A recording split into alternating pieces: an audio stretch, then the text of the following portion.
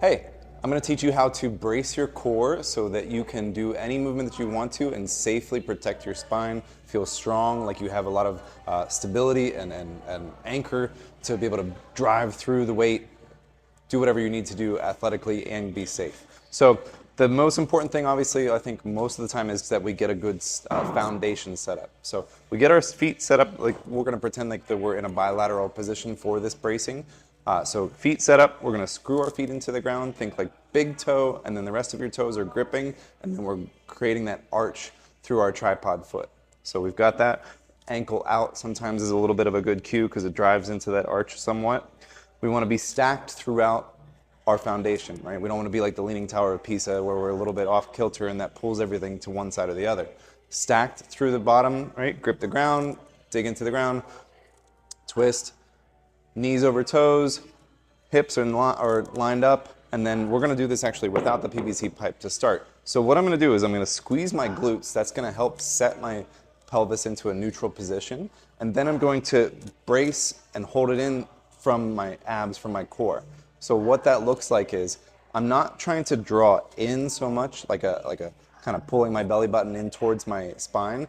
I'm actually trying to fill this space around. So what the goal should be more so is to squeeze the glutes and then brace, really like I'm kind of like more like I'm bearing down, like someone's gonna come and punch me in the gut. So I have that kind of protection through my spine, around my midsection, through my trunk, and then I can go through my movements, right? I can go through whatever else and keep a good flat back and still be protected. A lot of times what you'll then see is the translation from that brace, from a static position, to moving from static braced into the actual dynamic part, into the squat, into the hinge, is we have trouble maintaining that position while we are moving dynamically. So one thing that you can do is use a PVC pipe as reference to keep that position. So what it's going to look like is that if I have the PVC pipe here on my tailbone, on my butt, I also have it contacted in my mid-back, and then here at my head, is that can I keep this position, right, braced? Can I squat through, or does it come off, right? Can I maintain the same position, boom, boom, boom, right? Or does it come away from my back, right? When I hinge, am I coming up? Am I rounding? Is there separation between the movement?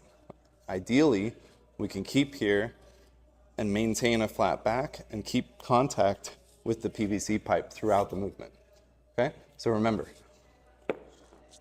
get your feet set, toes facing straight ahead, maybe just slightly ticked out if anything, screwed into the ground, right? Big toe, little toes, grip the ground.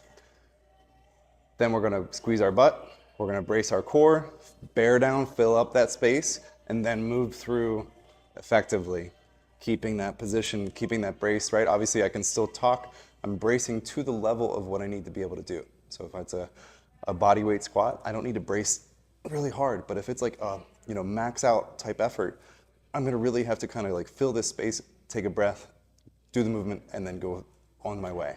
Okay, so match your level of brace with the level of effort that you're giving.